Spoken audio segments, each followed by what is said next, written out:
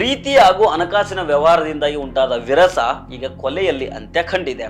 ಅಂದಹಾಗೆ ಈ ಘಟನೆ ಕೋಲಾರ ನಗರದ ಹೊರವಲಯದ ಬಂಗಾರಪೇಟೆ ಬ್ರಿಡ್ಜ್ ನಲ್ಲಿ ನಡೆದಿದೆ. ತನ್ನನ್ನ ಪ್ರೀತಿ ಮಾಡ್ತಾ ಇದ್ದ ಯುವತಿಯನ್ನೇ ಪ್ರಿಯಕರ ಚಿರಂಜೀವಿ ಚಾಕುನಿಂದ ಬರ್ಬರವಾಗಿ ಕೊಲೆ ಮಾಡಿದ್ದಾನೆ. ಇಲ್ಲಿ ಕೊಲೆಯಾಗಿರೋ ಸುಜಾತ ಸ್ಟಾಫ್ ನರ್ಸ್ ಆಗಿ ಕೆಲಸ ಮಾಡ್ತಾ ಇರ್ತಾಳೆ. ನರ್ಸಾಪುರ ಕೈಗಾರಿಕಾ ಪ್ರದೇಶದ ಬೆಲ್ರೈಸ್ ಕಂಪನಿಯಲ್ಲಿ ಕಳೆದ 3 ತಿಂಗಳಿನಿಂದ ಸ್ಟಾಫ್ ನರ್ಸ್ ಆಗಿ ಕೆಲಸ ಮಾಡ್ತಾ ಇರ್ತಾಳೆ. ಯಳಬುರ್ಗಿ ಗ್ರಾಮದ ಚಿರಂಜೀವಿ ಹೊಸಕೋಟೆಯ ಪ್ರೈವೇಟ್ ಫೈನಾನ್ಸ್ ಕಂಪನಿಯಲ್ಲಿ ಕೆಲಸ ಮಾಡ್ತಾ ಇರ್ತಾನೆ. ಈಗ ಕೊಲೆ ಆರೋಪಿ ಚಿರಂಜೀವಿ ಫೈನಾನ್ಸ್ ಕಂಪನಿಯಲ್ಲಿ ಕೆಲಸ ಮಾಡುವಾಗ ಸ್ತ್ರೀ ಶಕ್ತಿ ಸಂಘಗಳ ಮೂಲಕ ಸಾಲ ಕೊಡೋದು ಮತ್ತು ಅದನ್ನ ವಸೂಲಿ ಮಾಡೋ ಕೆಲಸ ಮಾಡ್ತಾ ಇರ್ತಾನೆ. ಈ ಸಂದರ್ಭದಲ್ಲಿ ಸುಜಾತ ಪರಿಚಯ ಆಗಿರುತ್ತೆ. ತದನಂತರದಲ್ಲಿ ಇಬ್ಬರ ನಡುವೆ ಪ್ರೀತಿ ಆಗಿರುತ್ತೆ. ಇಲ್ಲಿ ವಿಶೇಷ ಏನಂದ್ರೆ ಈ ಚಿರಂಜೀವಿಗೆ ಆಲ್ರೆಡಿ ಮದುವೆ ಆಗಿರುತ್ತೆ, ಇಬ್ಬರು ಮಕ್ಕಳು ಕೂಡ ಆಗಿರ್ತವೆ.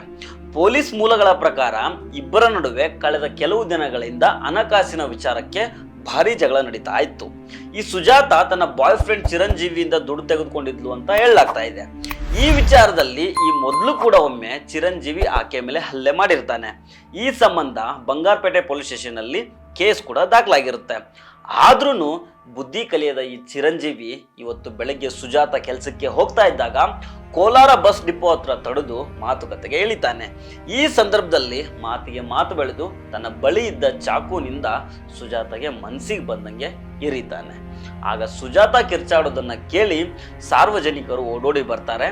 ಸುಜಾತ ಅನ್ನೋ ಯುವತಿ ರಕ್ತದ ಮಡುವಿನಲ್ಲಿ ಬಿದ್ದಿರೋದನ್ನ ಕಂಡು ಶಾಕ್ ಆಗ್ತಾರೆ. ಆಗ ಅಲ್ಲಿಂದ ಎಸ್ಕೇಪ್ ಆಗೋದಕ್ಕೆ ಚಿರಂಜೀವಿ ಟ್ರೈ ಮಾಡಿದಾಗ ಬೆನ್ನಟ್ಟು ಹೋಗಿ ಹಿಡ್ಕೊಂಡ್ಬಂದು ಸರಿಯಾಗಿ ಧರ್ಮದೇಟು ಕೊಟ್ಟು ಪೊಲೀಸರಿಗೆ ಒಪ್ಪಿಸಿದ್ದಾರೆ. ಈಗ ಪ್ರೀತಿ ಮತ್ತು ಹಣಕಾಸಿನ ವಿಚಾರಕ್ಕೆ ಕೊಲೆ ನಡೆದಿದೆ ಅನ್ನೋದು ಮೇಲ್ನೋಟಕ್ಕೆ ಗೊತ್ತಾಗಿದೆ. ಆದರೆ ಈ ಸುಜಾತ ತನ್ನ ಬಾಯ್ ಫ್ರೆಂಡ್ ಕಡೆಯಿಂದ ಎಷ್ಟು ದುಡ್ಡನ್ನು ತೆಗೆದುಕೊಂಡಿದ್ದು, ವಾಪಸ್ ಎಷ್ಟು ಕೊಡಬೇಕಿತ್ತು ಅನ್ನೋ ಕನ್ಫರ್ಮೇಷನ್ ಇನ್ನೂ ಸಿಕ್ಕಿಲ್ಲ. ಹಾಗೆ ಕೊಲೆಗೆ ಇದರ ಜೊತೆಗೆ ಬೇರೆ ಏನಾದರೂ ಕಾರಣ ಇತ್ತಾ ಅನ್ನೋದನ್ನ ಪೊಲೀಸರು ತನಿಖೆ ಮಾಡ್ತಾ ಇದ್ದಾರೆ. ಸೊ ಫ್ರೆಂಡ್ಸ್, ಇದು ಇವತ್ತಿನ ಕ್ರೈಮ್ ಕಾರ್ನರ್. ಮತ್ತೆ ಭೇಟಿ ಆಗ್ತಿರೋಣ. ನಮಸ್ಕಾರ.